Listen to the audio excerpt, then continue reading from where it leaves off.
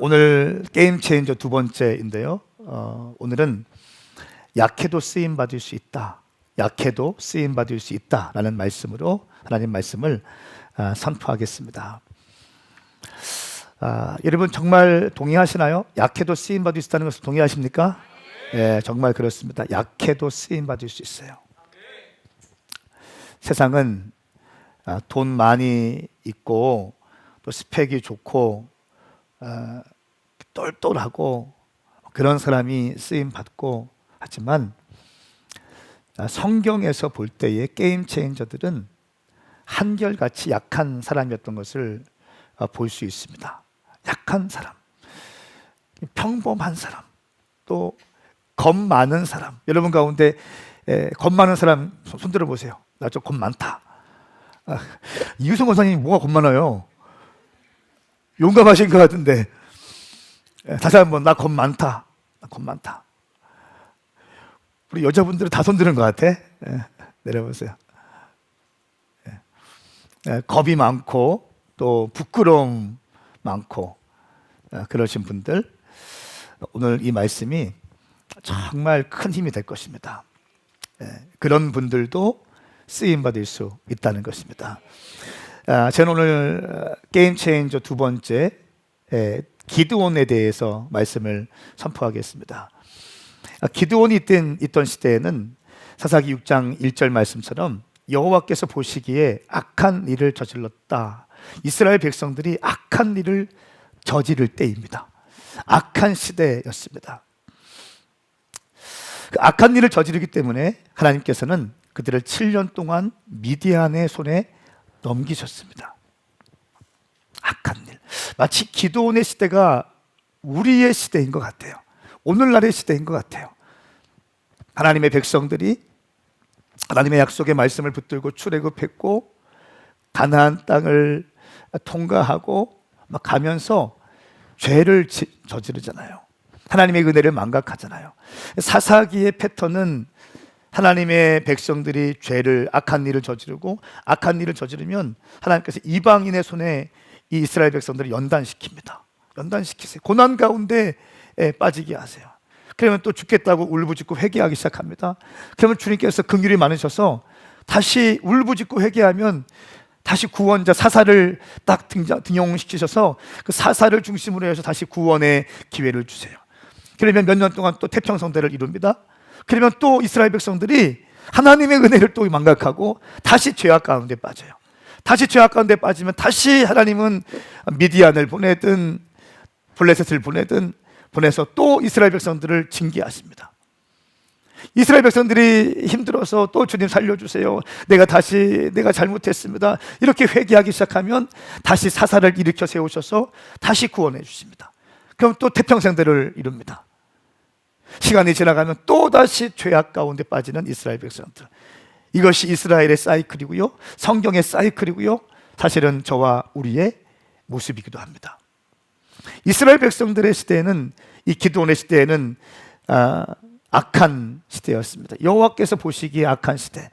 바알 숭배를 하고 아세라 제단을 쌓고 우상 숭배하며 성적으로 간음하며 이 모든 것들이 하나님 보시기에 악한 시대에 살고 있었습니다. 그래서 하나님께서는 7년 동안 미디안 사람들의 손에 넘기십니다. 미디안 사람들이 어떻게 했냐면, 이 미디안 사람들이 너무 강력했기 때문에 이스라엘 백성들은요, 이제 산속에 도망가기 시작합니다. 피난처로 도망가기 시작하고 동굴로 들어가기 시작하고 2절 말씀에 보니까 요새를 만들기 시작하고 정상적인 삶을 살 수 없는 거예요. 집을 빼앗기고 동굴에 들어가서 살기 시작하고 요새를 만들고, 멀쩡한 집이 있는데, 멀쩡한 우리 마을이 있는데 미디안 사람들이 밀고 들어오니까 당하지 못하기 때문에 그냥 산으로 들러 도망가서 동굴 요새에서 이렇게 피난처를 만들어서 살고 있는 것이 이스라엘의 모습이었습니다. 생존이 목표인 시대였습니다. 살아있는 것 자체가 목표인 것이에요. 어떻게 하든 이 미디안의 이 기간들을 내가 생명을 연장하자, 이것이 목표인 시대였습니다. 6장 11절 말씀 보니까 여호와의 천사가 아비에셀 사람 요아스 땅에 오브라에 와서 떡갈나무 밑에 앉았습니다. 그때 요아스의 아들 기드온은 미디안 사람들에게 들키지 않으려고 포도즙 짜는 큰 틀 속에서 밀을 타작하고 있어요. 밀 타작할 때도 포도즙을 짜는 큰 통 속에서 밀을 타작하고 있는 거예요. 왜요? 미디안 사람들에게 들키지 않으려고. 미디안 사람들에게 들키지 않으려고 지금 이렇게 하고 있는 것입니다. 아주 어려운 이런 상황들이었습니다. 시대가 악해지면 마음껏 예배도 못하죠. 이게 어쩌면 마지막 때 패러다임이 그렇습니다. 마지막 때 예배, 여러분 건물 엄청나게 져놨는데 예배 20% 드리고 있고, 이게 습관이 되면 이제 다 모여라 해도 안 모이잖아요. 그런 안타까운 일들이 벌어지고 있습니다. 악한 시대에 살고 있고 승리를 모르는 패배의 시대, 생존이 목표인 시대에 살고 있던 기드온이었습니다. 마치 우리와 같습니다. 겨우겨우 부흥을 꿈꿉니까? 돌파 확장을 꿈꾸나요? 아니요. 그냥 어떻게 하든지 이 코로나 시즌에 생존하자. 이것이 대부분의 사람들의 아마 마음일 것입니다. 이것이 목표인 시대, 오늘날과 같은 시대입니다. 근데 하나님께서는 약한 사람 기드온을 들어서 사용하시기로 작정하십니다. 근데 기드온의 프로필을 보면 11절 말씀이 기드온의 성품을 대변하고 있어요. 미디안 사람들에게 들키지 않으려고 포도즙 짜는 통 속에 들어가서 밀을 타작하고 있는 거예요. 아니, 들키지 않으려고 포도즙 짜는 통 속에 들어가서 밀을 타작합니까? 남자가. 제 스타일은 아닌 것 같아요. 죽으면 죽었지, 정면 돌파하는 거지. 막 통에 들어가고 여러분 밀 타작하는 게 죄입니까? 그러니까 그렇게 소심했다는 거예요. 두려움이 많았다는 거예요. 약했다는 거예요. 뭔가 사람들을 의식하는 사람이었다는 거예요. 자기 주장도 제대로 할 수 없는 사람. 아니 무슨 쿠데타를 일으키는 것도 아니고 전쟁을 선포하는 것도 아니고 밀 타작하는데 통 속에 들어갑니까? 이것이 기드온의 모습이었습니다. 약한 자였어요. 겁이 많은 자였어요. 우리와 같이 무명한 자였습니다. 이런 기드온에게 주님께서 말씀하십니다. 15절 말씀에 이렇게 말씀하십니다. 기드온이 그에게 말했습니다. 내 주여, 내가 무엇으로 이스라엘을 구원할 수 있겠습니까? 보십시오, 내 집안은 므낫세 가운데 가장 작고 나는 내 아버지 집에서 가장 어린 사람입니다. 우리 지파는 가장 연약한 지파이고 그 지파 중에서도 우리 아버지 그 가문은 가장 약한 가문입니다. 나는 그리고 가장 어린 사람입니다. 가장 어리고 가장 약하고 가장 힘이 없는 사람입니다. 우리 12지파 가운데 가장 약한 지파고 우리 아버지 가문이 제일 약하고 나는 가장 약한 사람인데 어떻게 내가 그런 일들을 감당할 수 있겠습니까? 이렇게 고백하면서 기드온의 프로필을 이야기하고 있습니다. 지극히 평범한 사람, 아무 스펙이 없는 사람이었어요. 어쩌면 대학도 못 나온 사람이고 아니면 돈도 없는 사람이고 변변한 직업도 없는 사람이고 뭐 이런 것도 모르겠어요. 그냥 평범한 사람이에요. 그냥 스펙이 없잖아요. 아무것도 없는 이 기드온의 모습을 우리는 볼 수 있습니다. 사람이 참 이렇게 희한한 게 사람은 환경과 상황에 어쩔 수 없이 지배를 받는 것 같아요. 어쩔 수 없는 것 같아요. 환경이라는 게 참 무섭고 상황이라는 게 참 무서운 것 같아요.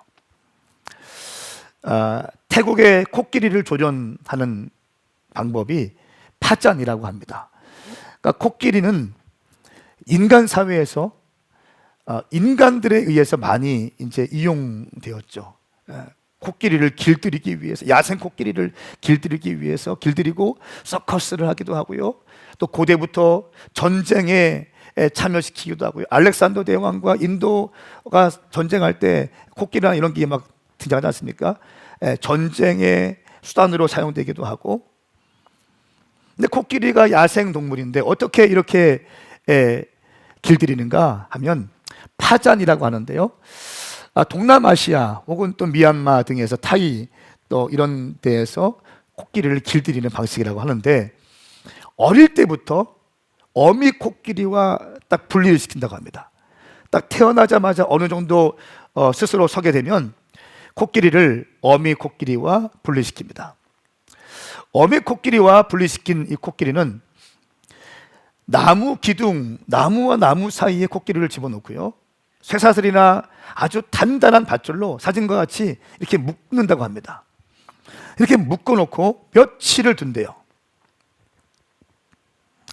그러면 이 코끼리는요, 내 힘으로 어찌할 수 없기 때문에 그때부터는 힘쓰고 해도 안 되기 때문에 그때부터 체념을 배운답니다. 체념.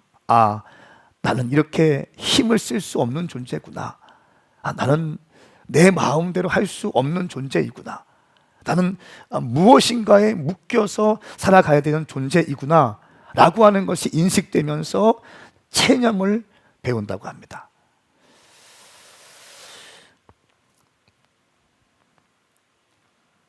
코끼리의 의식을 짓밟습니다. 코끼리의 그 야생성, 코끼리의 그 어쩌면 야만성, 코끼리의 그 강력한 힘을, 코끼리의 야생성을 결박하고 체념을 배우게 합니다.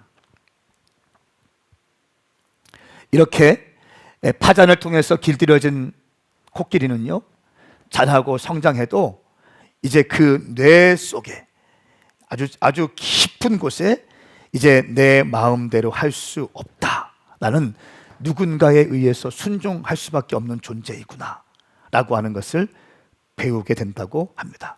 다 자라게 되어도 어린 10대 소년 아이의 말에 순종하는 코끼리의 모습들을 아마 여러분들은 쉽게 보았을 것입니다.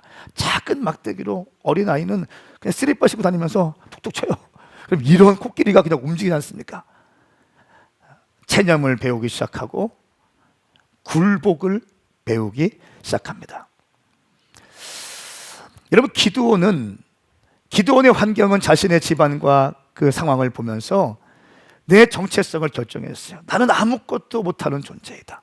나는 약한 존재이다. 나는 그냥 이 미디안에 이 정복하고 있는 이 시대를 숨어서 겨우겨우 그냥 지나가야 되겠구나, 이런 생각으로 가득 차 있을 때였습니다.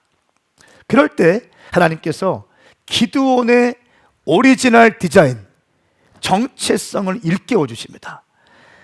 기드온은 숨어서 밀타작하고 있는데 하나님께서는 기드온의 정체성을 말씀하십니다. 우리 사사기 6장 11절과 12절 말씀 함께 읽겠습니다. 이 말씀은 살아계신 하나님 말씀입니다.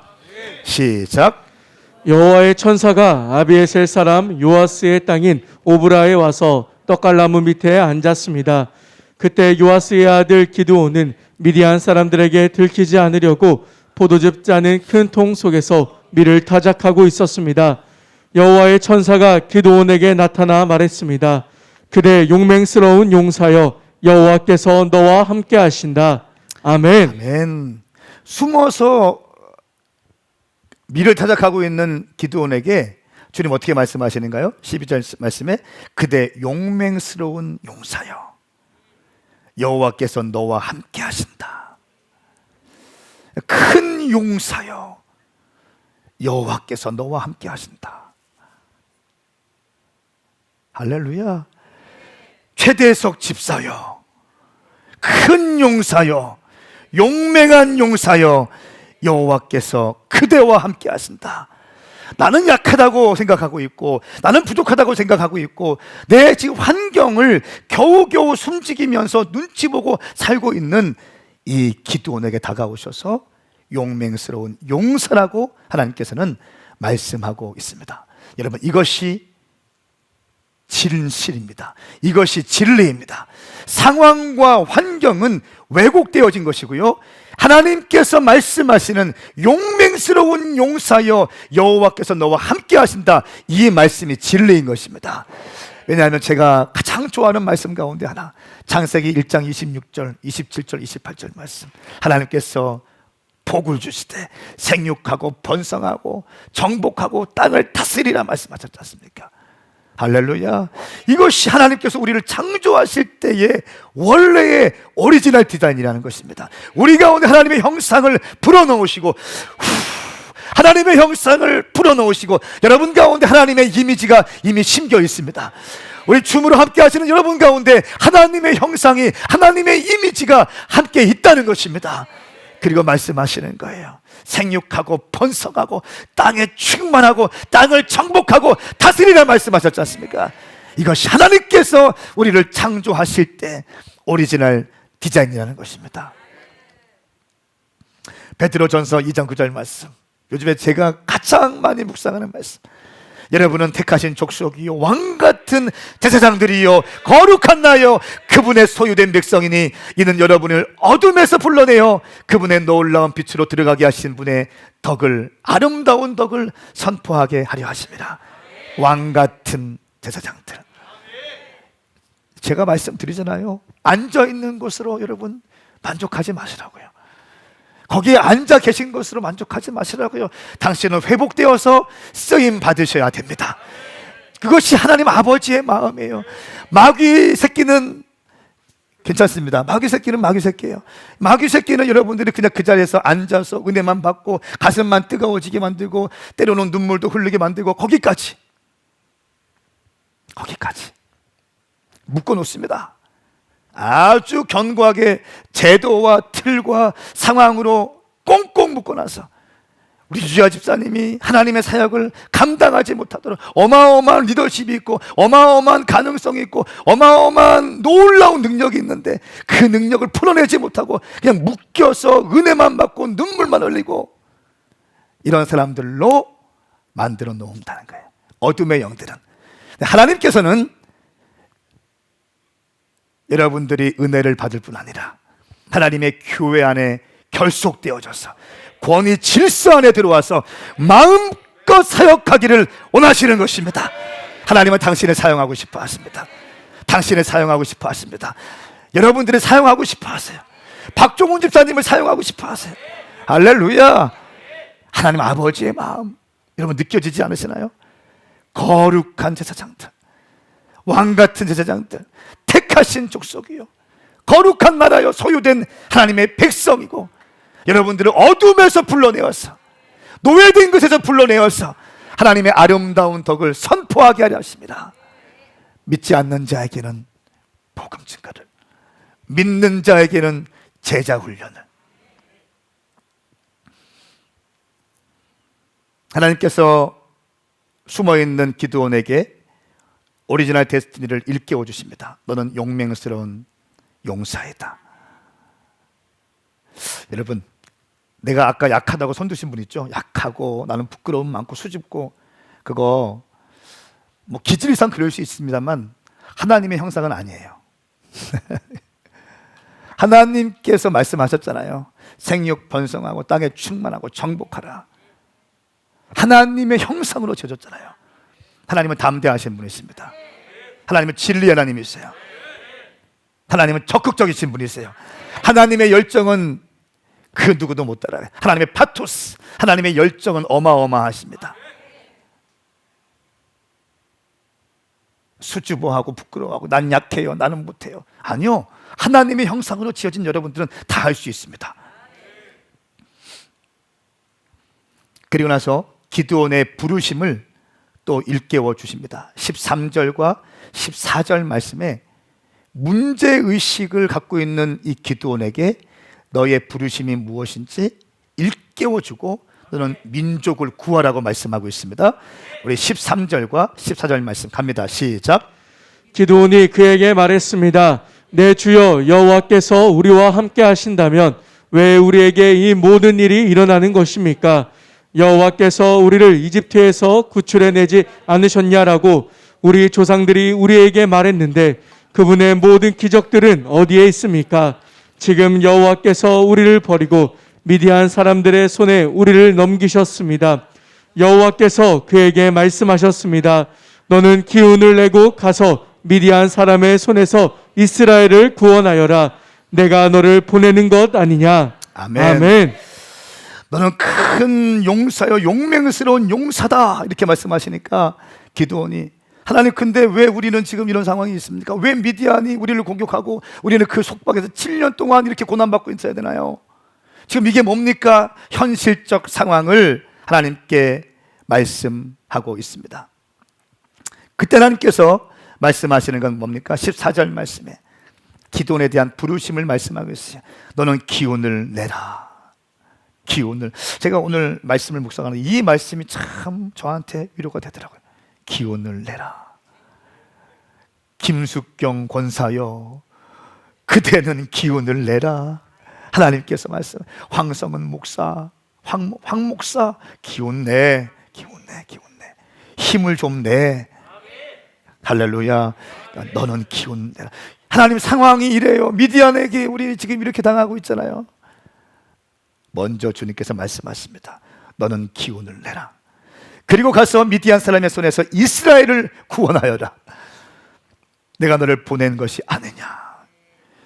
어떤 부르심이 있습니까? 민족을 구원하라는 것입니다. 민족을 구원하라는 것입니다. 내가 너를 보냈다는 것입니다. 이것이 미디안이 이 땅에 태어난 목적이라는 거예요. 이것이 부르심이라는 것이야. 이 시대를, 이 상황을 위해서 내가 너를 태어나게 했다는 것입니다. 그러면서 기도원의 부르심을 발견하게 되고, 또 이제 16절 말씀에 하나님께서 약속하십니다. 16절 말씀, 여호와께서 그에게 말씀하셨습니다. 내가 너와 함께 할 것이니 너는 미디안 사람들을 한 사람 치듯이 무찌를 것이다. 할렐루야. 한 사람 치듯이 무찌르게 될 것이다. 사랑하는 여러분, 중요한 인생의 위기의 순간에 하나님의 말씀을 붙잡으셔야 됩니다. 하나님의 말씀을 통해서 성령의 음성을 들으시기 바랍니다. 하나님의 말씀이에요. 저는 어떤 목회를 할 때, 표를 정할 때 하나님의 말씀을 통해서 표를 정하고요, 하나님의 말씀을 통해서 확증을 얻기 시작합니다. 돌파 확장이란 2021년도 표, 이 메시지, 이 음성이 오고 이 말씀이 오고 시편 2편 8절 말씀을 가지고 2021년도를 선포하고 돌파와 확장이라는 표를 가지고 달려오기 시작했을 때 주님께서 지금까지 그 일을 행하고 계시는 것을 저와 여러분들이 목도할 수 있습니다. 할렐루야. 선포한 대로 되는 거예요. 내 욕망이 아니라, 내 욕심이 아니라 하나님의 말씀을 지키고 방향성 가운데 본질을 사수하면서 달려갈 때에, 말씀과 기도 안에 우리가 살아갈 때 주님이 주시는 메시지가 선포되어지면 그 메시지가 우리의 삶을 인도하신다는 것입니다. 이 승리를 선포하신 하나님께서 어떻게 하시는가? 수치의 장소에서 결과적으로 승리를 외치게 하십니다. 11절 말씀 보시면 여호와의 천사가 아비에셀 사람 요아스의 땅인 오브라에 와서 떡갈나무 밑에 앉았습니다. 그때 요아스의 아들 기드온은 미디안 사람들에게 들키지 않으려고 포도즙 따는 큰 틀송의 밀을 타작하고 있었습니다. 이때 하나님께서 말씀하셨잖아요. 얼마나 민망했을까? 그렇죠. 숨어서 밀을 타작하고 있는데 너는 큰 용사야. 제가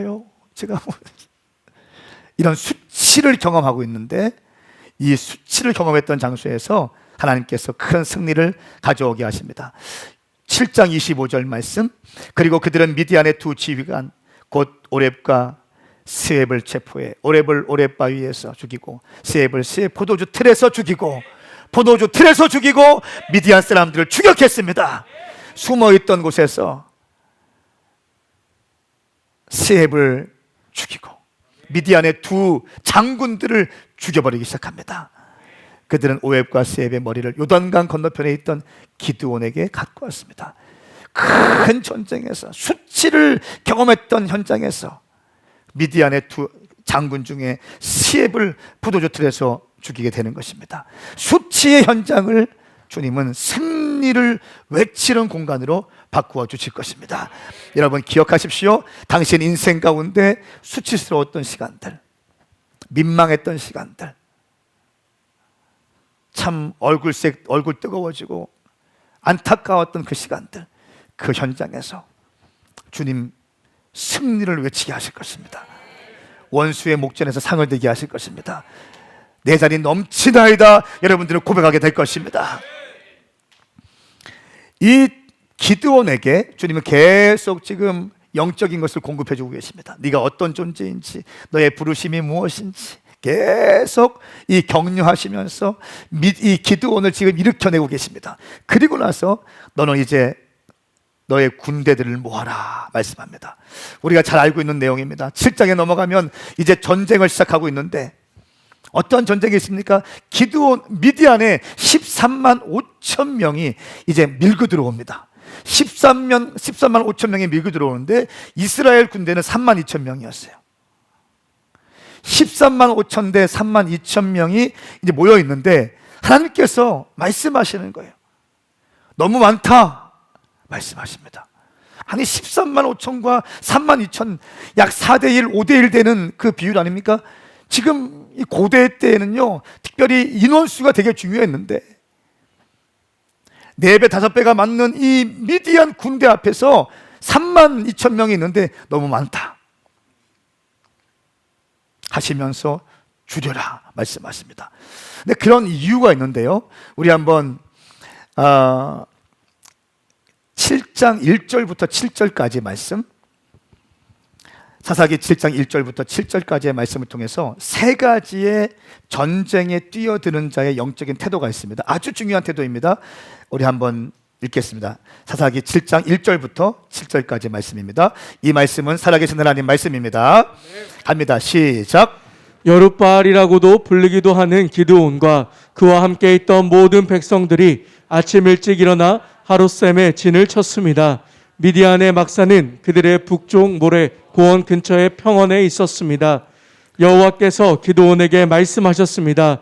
내가 너와 함께하고 있는 백성들의 손에 미디안 사람들을 넘겨주려고 하는데 백성이 너무 많다. 이스라엘이 내가 아닌 자기 스스로를 자랑하며 내 손이 나를 구원했다고 말하지 않게 하기 위함이다. 그러니 지금 너는 백성들의 귀에 선포하여라. 누구든 두려워 떠는 사람은 돌아서서 길르앗 산으로부터 떠나라. 그러자 백성 가운데서 2만 2천 명이 돌아갔고 1만 명만 남게 됐습니다. 그러나 여호와께서 기드온에게 말씀하셨습니다. 아직도 사람이 너무 많다. 그들을 물가로 데리고 가거라. 그러면 거기에서 너를 대신해 내가 그들을 시험하겠다. 내가 이 사람은 너와 함께 갈 것이다 라고 내게 말하면 그가 너와 함께 갈 것이요, 내가 이 사람은 너와 함께 가지 않을 것이다 라고 내게 말하는 사람은 가지 않을 것이다. 그리하여 기드온은 사람들을 데리고 물가로 내려갔습니다. 여호와께서 기드온에게 말씀하셨습니다. 개처럼 물을 혀로 핥아먹는 사람과 물을 마시기 위해서 무릎을 꿇고 엎드리는 사람 모두를 따로 세워라. 그러자 손을 입에 대고 핥아먹은 사람의 수가 300명이었습니다. 그 나머지 모든 사람들은 물을 마시기 위해서 무릎을 꿇고 엎드렸습니다. 여호와께서 기드온에게 말씀하셨습니다. 물을 핥아먹은 사람 300명으로 내가 너희를 구원하고 미디안 사람들을 내 손에 넘겨주겠다. 다른 모든 백성들은 각각 자기가 사는 곳으로 돌려보내라.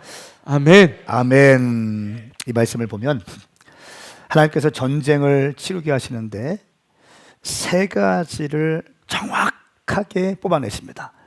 나는 이 전쟁을, 내 의도는 이 전쟁을 통하여 정확한 것을 가르쳐주고 싶다.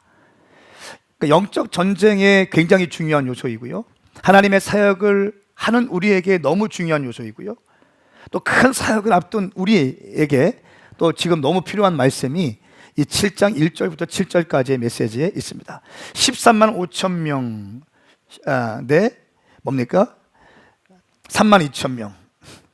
약 4대 1, 5대 1 되는 어마어마한 이 전쟁 앞에서 생사가 왔다 가는 이 상황 앞에서 주님 말씀하신 너무 많다. 너무 많다. 왜 이렇게 말씀하시는 겁니까? 내 손이 나를 구원했다고 말하지 않게 하기 위함이다. 스스로 자랑하여 내 손이 나를 구원했다라고 말하지 않게 하기 위함이다. 무엇을 말씀하시는 거예요? 하나님께서는 이스라엘 백성들의 교만을 경계하고 계신 겁니다. 내 힘으로 했습니다. 내가 했습니다. 내가 어떻게 했습니다.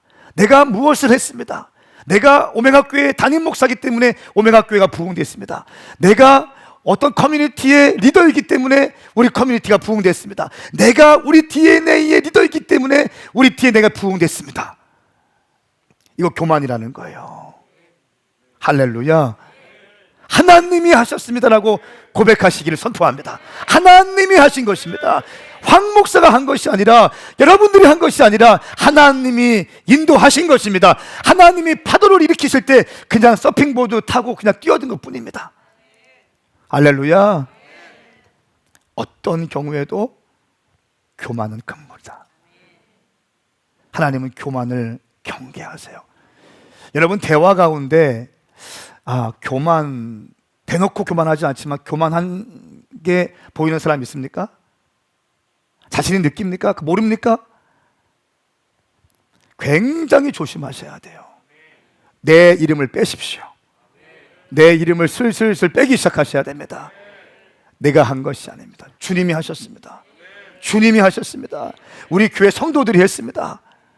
우리 교회 권사님들이 했습니다. 우리 교회 청년들이 열심히 했습니다. 우리 팀의 DNA 어떤 원들이 열심히 했습니다. 아멘. 특별히 리더십들 생명 걸고 지키십시오. 하나님께서 3만 2,000명밖에 안 되는 13만 5천 명 앞에서 싸워야 되는 이 3만 2천 명을 흩어버리시는 거예요. 너무 많다. 교만을 경계하십니다. 두 번째, 10,000명이 됐습니다. 다 이제 되고 10,000명만 남았습니다. 이 10,000명, 3만 2천 명 가운데 이제 흩으시는데 어떻게 흩었습니까? 선포합니다. 두려워 떠는 자 집에 보내라. 두려워 떠는 자 집에 보내라. 이렇게 말씀하고 있습니다. 누구든지 두려워 떠는 사람은 돌아서서 길르앗산으로부터 떠나라. 32,000명을 솎아내는, 필터링하는, 가지치기 하는 방법 가운데 두려워 떠는 자는 빠져. 왜 그럴까요? 왜 두려워 떠는 자를 주님께서 제한 이렇게 집으로 보내실까요? 지금은 전장터입니다. 지금은 어떤 생사가 왔다 갔다 하는 전장터예요. 이 전쟁터에서 사기가 중요합니다. 그런데 두려워 떨면서 조금 어려운 일이 있으면 나 지금 힘들어요, 어려워요, 나 지금 너무 힘들어요, 나 지금 죽겠어요, 나 지금 목말라요, 나 지금 배고파요, 너무너무 겁나요. 이런 말하는 사람들, 전쟁에는 도움이 안 된다는 거예요. 목양적인 차원으로는 그런 사람들을 끌어내야겠지만 전쟁이 시작되면 다른 문제라는 거예요. 왜?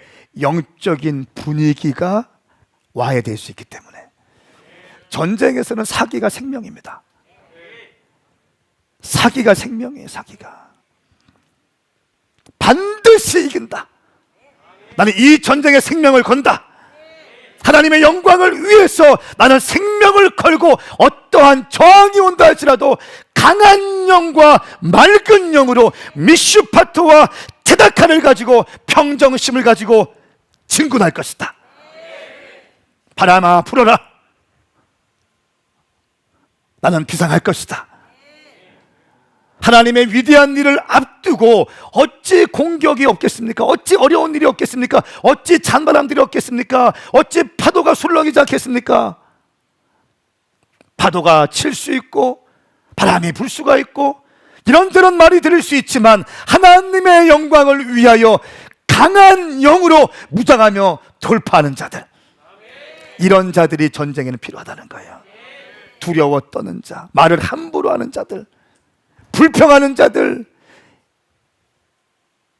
빠져라. 여러분, 승리를 하기 위해서는요, 강하고 담대하셔야 됩니다. 강하고 담대하셔야 돼요. 비바람이 불어도 강하고 담대하셔야 돼요. 그까짓 거 뭐 우리 주님 계신데,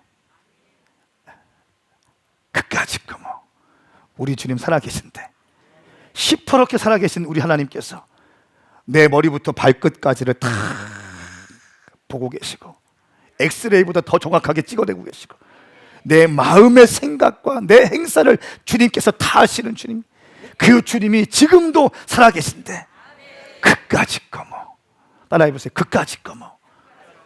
옆에 있는 분에게 그까짓 거 뭐 괜찮아요. 시작. 괜찮아요. 아무것도 아니에요. 그까짓 거 뭐. 주님 살아계셔요. 전라도 아니. 아무것도 주님 살아계신데. 여러분, 두려워하는 자는 승리할 수 없습니다. 제가 제발 부탁드립니다. 강하고 담대하세요. 여러분의 언어 생활에 믿음의 언어를 얹으셔야 됩니다. 두려워 떠는 자들은 빠져라. 10,000명만 남게 되죠. 담대한 영적 분위기가 형성되기 시작합니다. 이 10,000명들은요, 막 지금 불타오를 겁니다. 이글이글 거릴 겁니다.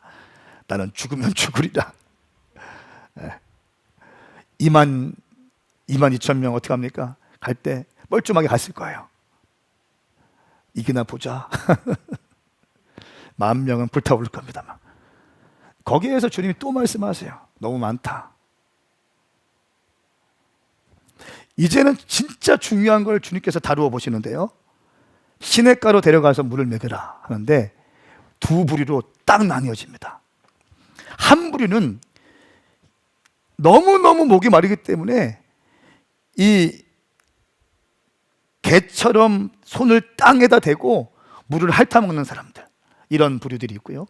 또 어떤 사람들은 그 물을 손으로 떠서 적군이 오는지 살펴보면서 마시는 사람이 있는 거예요.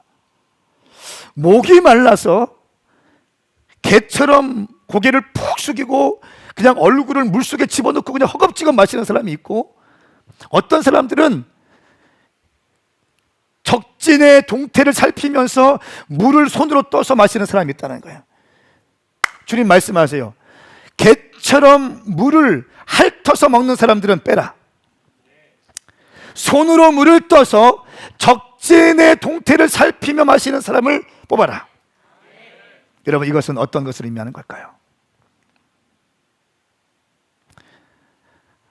사명을 위하여 욕망을 제어할 수 있는 자들을 뽑으라는 거예요. 이거 놀라운 메시지예요.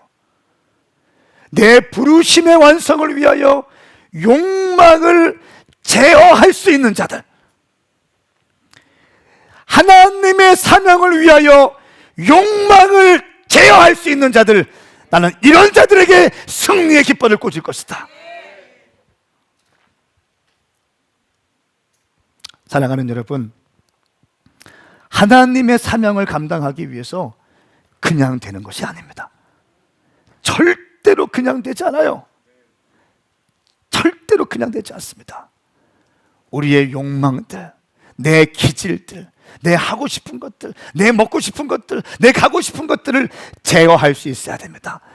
남들 잠잘 때 다 자고, 남들 먹을 때 다 먹고, 남들 가고 싶을 때 다 가고, 하고 싶은 거 다 하면서 어떻게 하나님의 지상 대명령을 완수할 수 있으며, 어떻게 당신의 인생 가운데 주님이 심겨놓으신 그 부르심을 완수할 수 있겠습니까? 전혀 그렇지 않습니다. 그럭저럭한 인생을 살 수 있습니다. 그냥 포도 큰 통에 숨어서 밀타작하는 기드온처럼 그런 인생을 살 수 있습니다. 그러나 우리 인생 가운데 밀고 들어온 어둠의 영들을 깨뜨리고 파쇄하고 정복하고 다스리고 생육하고 돌파하기 위해서는 내 욕망을 제어하고 사명에 집중할 수 있는 자를 주님은 사용하신다는 것입니다. 굉장히 중요한 영적 태도예요.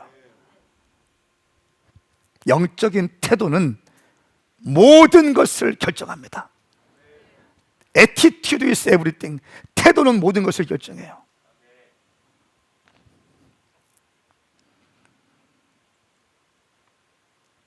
우리 한번 옆에 있는 분에게 인사하십시다. 욕망에 순종하지 말고 사명에 순종합시다. 시작. 하나님의 전략은 영적 태도가 준비되어 있는 사람 300명을 준비시키는 거였어요. 두 번째는 우리의 순종이 하나님의 전략이라는 거예요. 이 300명이 14만 5천 인명 앞에 떨면서 가지 않았더라면 전쟁은 승리하지 않았을 것입니다. 우리의 순종이 전략입니다. 300명을 세 팀으로 나누고 어떻게 합니까? 한 손에는 나팔을 불고 한 손에는 빈 항아리에 횃불을 들고 100명씩 세 팀으로 나눕니다. 그리고 기드온이 나팔을 크게 불기 시작하자 동시에 300명이 나팔을 불고 항아리를 깨버리기 시작합니다. 그 밤에 나팔 300개의 나팔이 동시에 울려 퍼지고 빈 항아리가 깨지기 시작하고 횃불을 들면서 여호와를 위한 칼, 기드온을 위한 칼 선포하기 시작했을 때 영적인 공기가 확 바뀌기 시작하는 거예요. 할렐루야. 게임 체인저가 일어나기 시작한 것입니다. 게임이 체인지되기 시작하는 것입니다. 게임의 흐름이 바뀌기 시작하는 것입니다. 판도가 바뀌기 시작하는 것입니다. 미디안에 있는 그 13만 5천 명들이 어떻게 일어납니까? 스스로 칼을 들어서 자기들끼리 싸우기 시작합니다. 하나님의 일하심이에요. 흐름이 바뀌어지고 있는 것입니다. 그리고 큰 승리가 이스라엘 땅 가운데 허락되었다 라고 하는 것이 사사기 7장의 메시지입니다. 또 한 가지 중요한 것은 큰 영적인 전쟁에 승리한 다음에 우리가 너무너무 중요하게 인식해야 될 것은 끝까지 방심하면 안 된다는 거예요. 어떤 일이 있습니까? 8장에 넘어가니까 에브라임 지파 사람들이 섭섭해해요. 왜 우리를 이 전쟁에 뛰어들지 못하게 했습니까? 여러분 보세요. 이 기드온과 그 300명의 용사들이 그렇게 믿음으로 승부수를 띄우고 믿음으로 순종하면서 이 하나님께 말씀에 순종하면서 13만 5천 명을 애워싸면서 100명씩 세 팀으로 나누고 나팔을 울려불고 비나가를 깨면서 여호와를 위한 칼, 기드온을 위한 칼을 외치면서 초자연적인 방법으로 승리하고 왔는데 에브라임 지파가 아니 왜 전쟁할 때 나 안 불렀어? 이렇게 얘기합니다. 8장 1절에 보니까 아니 어떻게 된 겁니까? 당신이 미디안과 싸우러 갈 때 우리를 부르지 않다니 이 일이 어떻게 된 겁니까? 그들은 그에게 격렬하게 항의했다는 거예요. 생명 걸고 전쟁에서 승리하고 왔는데 이런 일이 있는 거예요. 이런 일이. 전쟁이 아직 끝난 거 아닙니다. 외부와의 전쟁이 있지만 내부 안에서 섭섭마귀가 들어간 사람이 있다는 거예요. 섭섭마귀가 제일 무서운 것 같아. 섭섭마귀가 들어가서 어떻게 합니까? 어떻게 이 전쟁에 나를 안 불렀습니까? 이렇게 격렬하게 막 항의하기 시작하는 거예요. 기드온의 입장, 나 생명 걸고 왔는데 아니 오면 되지. 분명히 선포했는데 왜 안 와서? 전쟁에 빠져 있다가 지금 이기니까 개면적으니까 와서 어떻게 하려고 하는 거 아닙니까? 어떻게 그럴 수 있습니까? 우리는 지금 생명 걸고 싸우고 왔는데. 이렇게 이야기하지 않고 기드온이 어떻게 했습니까? 아하, 8장 2절 말씀에 이렇게 얘기합니다. 어떻게 저와 지금 당신들과 비교할 수 있습니까? 에브라임의 끝물 포도가 아비에셀의 만물 포도보다 낫지 않습니까? 네? 아비에셀의 만물 포도보다 낫지. 기드온이 아비에셀 가문이거든요. 당신의 끝물 포도가 아비에셀의 만물 포도보다 낫지 않습니까? 나보다 당신 가문이 더 낫습니다. 또 얘기합니다. 3절 말씀에 미디안 지휘관인 오렙과 스앱을 당신들이 잡게 해주셨는데 당신들과 비교해서 제가 무엇을 했단 말입니까? 오렙과 스앱을 죽인 것이 그 에브라임 산지에서 죽였거든요. 당신들이 그렇게 그걸 이렇게 해줬는데 어떻게 나보다 내가 더 잘할 수 있어요? 당신들이 잘한 겁니다. 당신들이 결정적인 역할을 한 겁니다. 이렇게 얘기하니까 어떻게 됐어요? 그가 이 말을 하자 그들의 화가 누그러졌습니다. 참 이렇게. 여러분 어떠세요? 이런 경험 있으시지 않으세요? 섭섭마귀.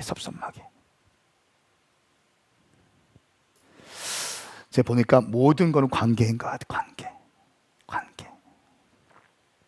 하나님과의 관계, 동역자와의 관계, 아내와의 관계, 자녀와의 관계, 성도와 목사와의 관계, 성도와 성도와의 관계.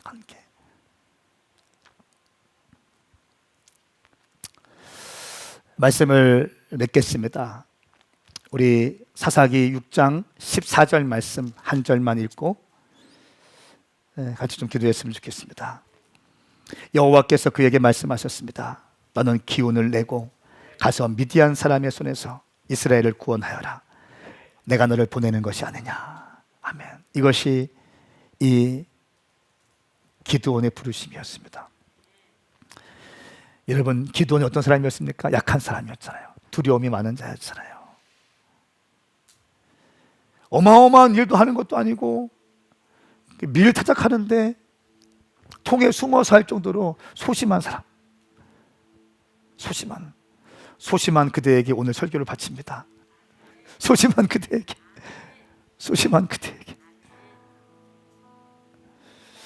이런 사람도 쓰임 받을 수 있다. 여러분, 그 송명희 시인을 아십니까? 송명희 시인. 이 송명희 시인은 우리가 잘 아는 것처럼 장애가 있는 분이십니다.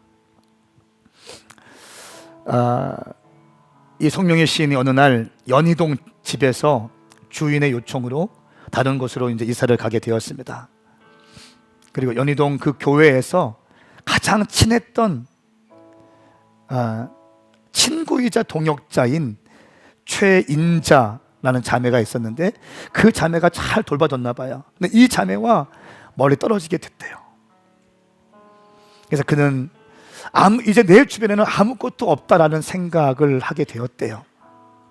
그래서 밤마다 방에서 엎드려져서 이제 슬퍼하고 있을 때 내 주변에는 아무도 없다. 내 인생은 끝났다.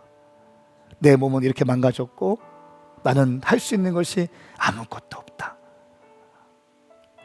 이렇게 울부짖을 때 주님이 송명희 시인에게 시를 불러주셨습니다. 너무나 유명한 시이죠. 나 가진 재물 없으나, 나 남이 가진 지식 없으나, 나 남에게 있는 건강 있지 않으나, 나 남이 없는 것 있으니, 나 남이 못 본 것을 보았고, 나 남이 듣지 못한 음성 들었고, 나 남이 받지 못한 사랑 받았고, 나 남이 모르는 것 깨달았네.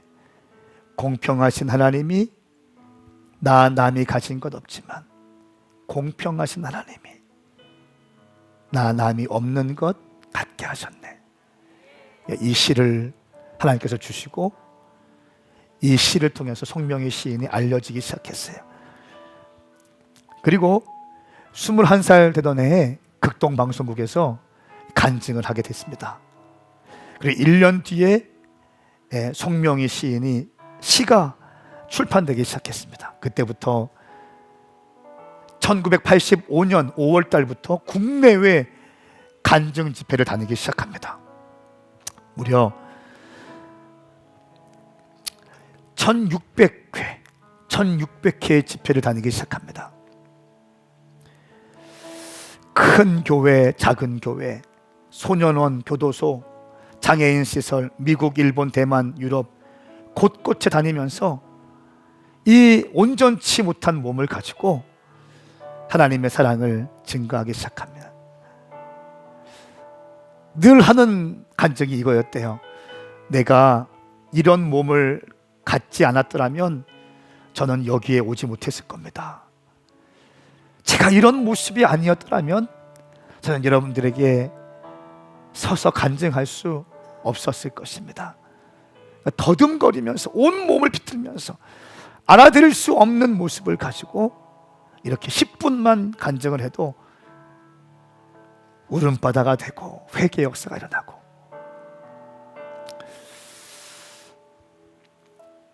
사랑하는 여러분, 여러분이 약한 상황에 있습니까?